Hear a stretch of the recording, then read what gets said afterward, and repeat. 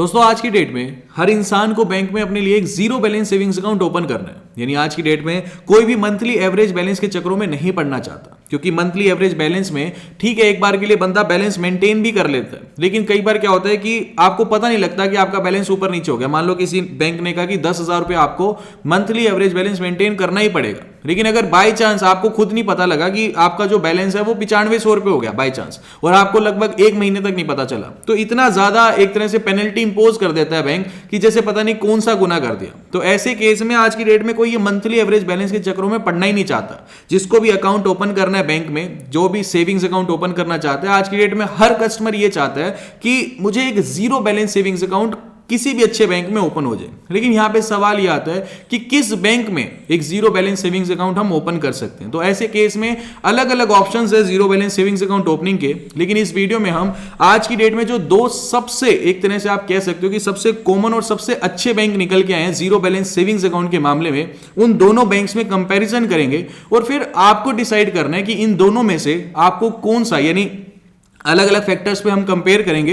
तो आपकी नीड के हिसाब से वीडियो के एंड में आप ये डिसीजन लेना कि आपके लिए कौन सा ऐसा बैंक है जो बेस्ट है। तो इस वीडियो में हम कोटक महिंद्रा बैंक और एक तरफ एयू स्मॉल फाइनेंस बैंक का कंपैरिजन करेंगे कि इन दोनों में से कौन सा ऐसा बैंक है जो बेस्ट है zero balance savings account opening के लिए। तो सबसे पहले कोटक महिंद्रा बैंक से हम स्टार्ट करते हैं। कोटक महिंद्रा बैंक एक ऐसा बैंक है जो ये जो zero balance savings account opening की दुनिया है ना, इसमें रिवोल्यूशन यही बैंक लेके आया है। सबसे पहले कोटक महिंद्रा बैंक ने अलग अलग एडवर्टीजमेंट, टीवी, यूट्यूब, अलग अलग जगह बहुत भयंकर एडवर्टीजमेंट किया zero balance savings account opening का। कोटक महिंद्रा बैंक को देख के एक तरह से आप कह सकते हो कि इसी की देख रेख में सभी बैंक इसके पीछे आके खड़े हो गए कि हम भी zero balance savings account opening का ऑप्शन देते हैं। क्योंकि जब कोटक महिंद्रा बैंक लाया तो दूसरे बैंकों को ये लगा कि कोटक महिंद्रा बैंक का जो कस्टमर बेस है वो लगातार बढ़ता चला जा रहा है, तो ऐसे करके फिर धीरे धीरे सारे बैंक जुड़ते चले गए। अब दूसरी तरफ जो एयू स्मॉल फाइनेंस बैंक है, सिर्फ इसका नाम स्मॉल फाइनेंस बैंक है, लेकिन इस बैंक ने आज की डेट में बड़े बड़े बैंकों को एक तरह से अच्छा खासा कंपटीशन दे रखा है, भले चाहे आईसीआईसीआई बैंक हो, चाहे एक्सिस हो, चाहे एचडीएफसी हो। तो एक तरह से बहुत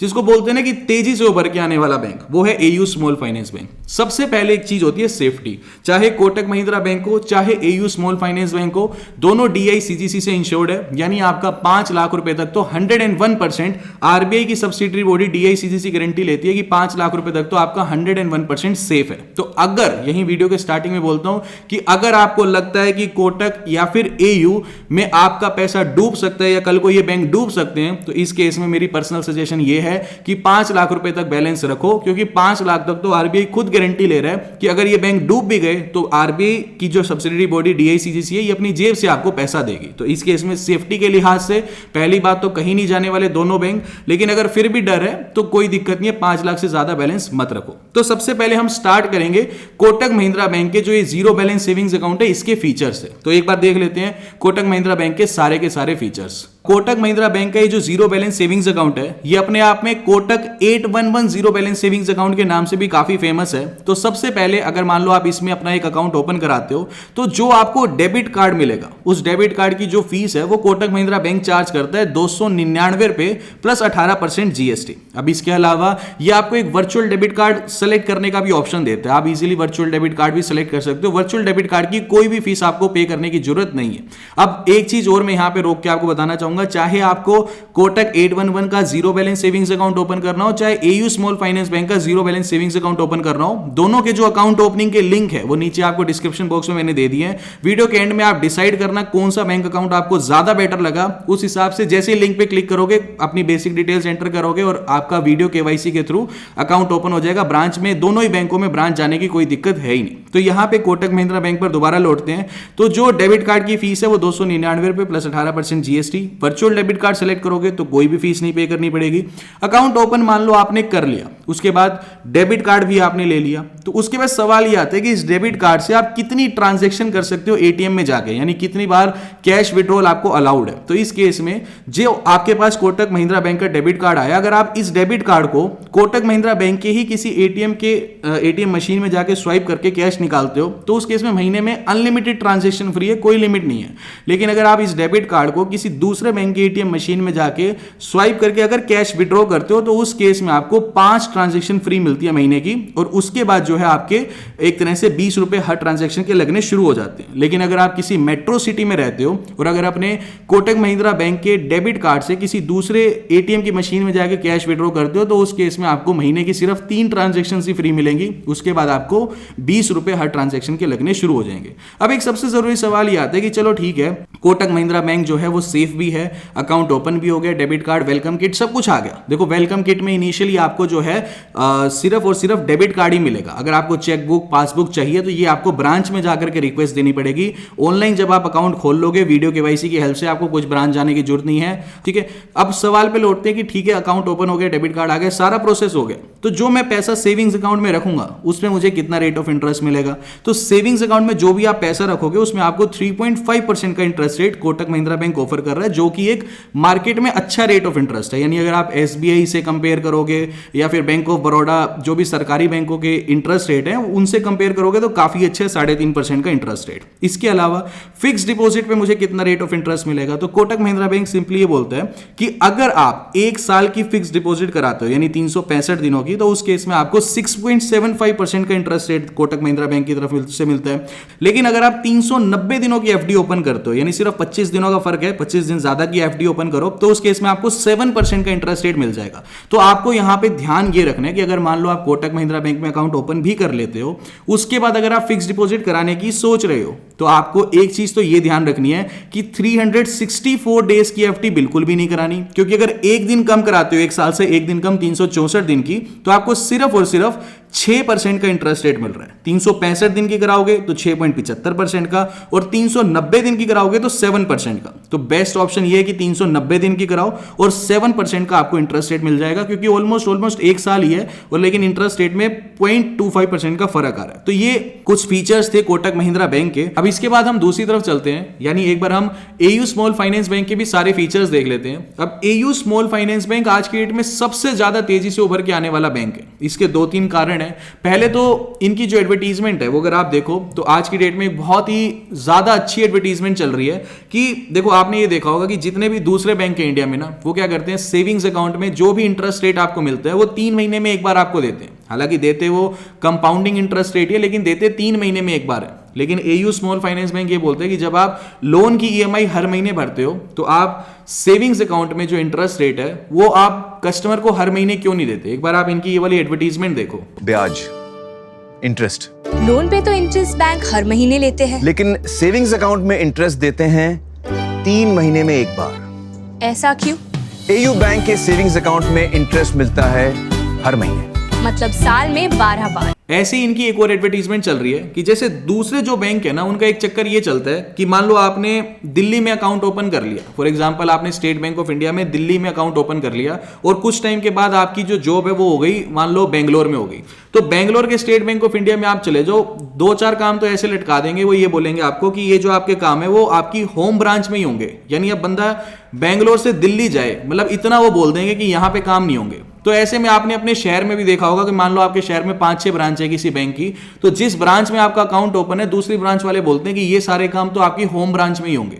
लेकिन एयू स्मॉल फाइनेंस बैंक की एक बार आप ये एडवर्टीजमेंट देखो। बैंक्स चाहते हैं कि जिस ब्रांच में अकाउंट खोलो उससे जिंदगी भर के लिए चिपक जाओ। किसी दूसरे ब्रांच में जाओ तो देते हैं आधी सर्विसेज, ऊपर से एक्स्ट्रा चार्जेस। एयू बैंक आइए, हमारी हर एक ब्रांच में मिलेगी आपको सारी services with no extra charges. इस एडवर्टीजमेंट में इन्होंने साफ ये बोला है कि आप किसी भी ब्रांच में अपना अकाउंट ओपन करो, जितनी भी दूसरी एयू स्मॉल फाइनेंस बैंक की जो ब्रांचेस हैं वो सारी भी आपकी एज अ होम ब्रांच ही काम करेंगी। यानी ऐसा कोई पाबंदी नहीं है कि जिस ब्रांच में आपका अकाउंट ओपन हुआ है मेजर आपके सारे काम उसी ब्रांच में ही होंगे, ऐसा कुछ नहीं है, सारी ब्रांचेस इक्वल है। तो ये एक अच्छी चीज लगी। दूसरी चीज इस एयू स्मॉल फाइनेंस बैंक की अच्छी ये है कि इसमें आपको देखो सिक्योरिटी तो मिल ही रही है डीआईसीजीसी की, उसके अलावा एक अच्छी चीज ये है कि आपके इंटरेस्ट रेट्स भी आपको ज्यादा मिलते हैं किसी भी दूसरे बैंक से, डेबिट कार्ड की फीस भी कम है। तो ये सारी की सारी चीजें पर्सनली मेरे को एयू स्मॉल फाइनेंस बैंक ज्यादा बेटर लगता है। बाकी ऐसा नहीं है, कोटक महिंद्रा बैंक भी सबसे शानदार बैंक है, क्योंकि एक तरह से जीरो बैलेंस के मामले में कोटक महिंद्रा बैंक का भी कोई मुकाबला नहीं है। लेकिन एयू स्मॉल फाइनेंस बैंक थोड़ा सा मुझे ज्यादा बेटर लगता है। बाकी दोनों अच्छे हैं, जिसमें भी आपका मन करे नीचे दोनों के ही मैंने लिंक दे दिए हैं, जोन सा आपको लगे कि आपके घर के नजदीक है और ये सारी चीजें, तो आप अपने हिसाब से अपना अकाउंट ओपन कर लेना। वीडियो केवाईसी की फैसिलिटी भी दोनों ही अकाउंट्स में। तो चलो एक बार हम एयू स्मॉल फाइनेंस बैंक के सारे फीचर्स देख लेते हैं। अब एयू स्मॉल फाइनेंस बैंक में जैसे ही आप अपना अकाउंट ओपन कर लोगे तो उस केस में आपको जो वेलकम किट मिलेगी वो एक हफ्ते के अंदर अंदर आपको मिल जाएगी। उस वेलकम किट में आपको एक तो डेबिट कार्ड मिलेगा, साथ में आपको चेकबुक मिलेगी, आपको पासबुक नहीं दी जाएगी। अगर पासबुक चाहिए आपको तो फिर वही ब्रांच में जाके आपको रिक्वेस्ट देनी पड़ेगी। इंटरेस्ट रेट्स की बात करें, यानी जो आपको इंटरेस्ट रेट सेविंग अकाउंट में पैसा रखने पर दे रहा है एयू स्मॉल फाइनेंस बैंक, इन्होंने जो सेविंग अकाउंट की इंटरेस्ट रेट है इसको बाइफरकेट किया हुआ है। जैसे कि अगर मान लो आप अपना बैलेंस 0 से लेके 1 लाख रुपए तक रखते हो तो सेम जितना कोटक दे रहा था उतना ही एयू दे रहा है, यानी 3.5% का इंटरेस्ट रेट दे रहा है। लेकिन एक अच्छी चीज ये है कि काफी लोग 1 लाख से ऊपर बैलेंस भी रख लेते हैं सेविंग अकाउंट में, तो उनके लिए अच्छी चीज है। कोटक में ये चीज नहीं थी, एयू में ये चीज है। तो अगर आपका बैलेंस 1 लाख से 10 लाख रुपए के बीच में, तो उसमें आपको 5% का इंटरेस्ट रेट देता है सेविंग अकाउंट में पैसा रखने पर। लेकिन जो कोटक है, कोटक में आपको फिर चाहे 10 लाख रख लो बैलेंस, तब भी 3.5% का इंटरेस्ट रेट मिलेगा। तो ऐसे केस में अगर आपको लगता है कि आपका बैलेंस 1 लाख से नीचे रहने वाला है तब तो दोनों बराबर ही हो गए। लेकिन अगर आपको लगता है ज्यादा बैलेंस हो सकता है आपके सेविंग अकाउंट में पड़ा, तो उस केस में अगर 1 लाख से 10 लाख रखते हो तो 5% का इंटरेस्ट रेट है। अगर 10 लाख से 25 लाख रुपए सेविंग अकाउंट में रखते हो तो 6% का इंटरेस्ट रेट देता है सेविंग अकाउंट के ऊपर ही एयू स्मॉल फाइनेंस बैंक। और अगर 25 लाख से 1 करोड़ रखते हो तो 7% का इंटरेस्ट रेट आपको एयू स्मॉल फाइनेंस बैंक की तरफ से दिया जाता है। इसके अलावा ठीक है, आपने अकाउंट ओपन कर लिया, अकाउंट ओपन करने के बाद आपके घर पे वेलकम किट आई, उसमें डेबिट कार्ड आया। उस डेबिट कार्ड की जो फीस है वो AU small finance bank charge करते हैं सिर्फ 150 रुपए प्लस जीएसटी, यानी 18% जीएसटी। ये ऑलमोस्ट 177 रुपए तक बैठती है। तो ये कोटक महिंद्रा बैंक से कम हो जाती है डेबिट कार्ड की फीस। इसके अलावा जो फिक्स डिपॉजिट के रेट ऑफ इंटरेस्ट है, तो इस केस में अगर आप 366 दिनों की एफडी कराते हो, यानी 1 साल और 1 दिन की एफडी कराते हो, तो आपको 7.35% का interest rate AU small finance bank offer करता है। लेकिन एक चीज बहुत ही बारीकी से ध्यान रख लेना, काफी बार लोग गलती कर लेते हैं कि मान लो आपने अकाउंट ओपन कर लिया एयू स्मॉल फाइनेंस बैंक में और एक एफडी ओपन कराने की सोच रहे हो, तो गलती से भी 365 दिन की मत कराना, यानी 1 साल की, पूरे 1 साल की मत कराना, क्योंकि उसमें आपको सिर्फ 6.10% का इंटरेस्ट रेट दे रहा है। और 1 साल 1 दिन की कराने पर 7.35% का इंटरेस्ट रेट दे रहा है। क्योंकि काफी बार क्या होता है, लोग ओपन करते हैं इनकी मोबाइल बैंकिंग, वहां पे खोलते हैं, 1 साल की एफडी करा दी 6.10% पे, नहीं देखते, ध्यान नहीं देते लोग काफी बार। सिर्फ 1 दिन एक्स्ट्रा कराने पर आपको इतना ज्यादा डिफरेंस आ रहा है, यानी 6.10% से 7.35% तक।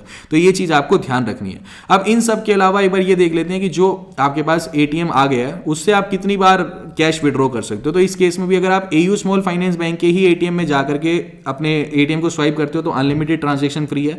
लेकिन इस एटीएम को किसी दूसरे बैंक के एटीएम में ले जाओगे तो 5 ट्रांजैक्शन फ्री है। उसके बाद जो है आपको हर ट्रांजैक्शन के पीछे 20 रुपए एक तरह से पे करने पड़ेंगे बैंक को एज अ फीस। तो ये थे कुछ feature AU small finance bank के। अब इन सब के अलावा दोनों ही बैंक में आपको वीडियो केवाईसी की फैसिलिटी मिलती है, यानी वीडियो कॉल पे ही आपके सामने बैंक का एक एम्प्लॉय आ जाएगा और आपकी वीडियो केवाईसी कंप्लीट हो जाएगी, यानी ब्रांच आपको जाने की जरूरत ही नहीं है। इन सब के अलावा ना काफी लोगों का एक सवाल होता है कि सर आईसीआईसीआई में पहले 0 बैलेंस सेविंग्स अकाउंट ओपन होता था जिसका नाम था आईसीआईसीआई माइन अकाउंट, तो ये माइन अकाउंट अब ओपन नहीं हो रहा।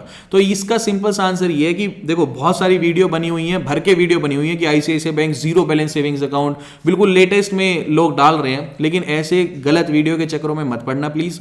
आज की डेट में आईसीआईसीआई बैंक तो नहीं देता 0 बैलेंस सेविंग्स अकाउंट, क्योंकि इनका जो माइन अकाउंट था यह बंद कर दिया है। आप अगर अभी भी सर्च करोगे ना कि ICICI mine account Google Chrome पे जाकर के, तो लिंक आएगा, पहला लिंक ही आ जाएगा कि आईसीआईसीआई माइन अकाउंट। उस पर क्लिक करोगे ना, उस पे क्लिक करने के बाद वो आपको फिर रीडायरेक्ट कर देगा आईसीआईसीआई का एक तरह से डिजिटल सेविंग्स अकाउंट उसका नाम रख दिया अब आज की डेट में, ठीक है। तो माइन अकाउंट का लिंक दिखाता है, पता नहीं क्यों दिखाता है लिंक, लेकिन लिंक दिखाता है, उसके बाद आपको ले जाता है आईसीआईसीआई डिजिटल सेविंग्स अकाउंट पे। तो वो डिजिटल सेविंग्स अकाउंट है। अगर आप वो डिजिटल सेविंग अकाउंट ओपन करोगे तो उसमें आपको इनिशियल फंडिंग 20,000 करनी पड़ेगी और उसके बाद मंथली एवरेज बैलेंस 10,000 मेंटेन करना पड़ेगा। तो प्लीज बहुत भर भर के वीडियो आ रखी है अभी भी गलत इंफॉर्मेशन की, तो ऐसा गलत नहीं होना चाहिए। आपका अकाउंट ओपन करा दें और उसके बाद जो है आपको पता ही ना हो कि मंथली एवरेज बैलेंस मेंटेन करना है और फिर पेनल्टी लगे और वो सारी चीजें, मतलब ये चीज गलत है। तो प्लीज ऐसी चीजों से बचें।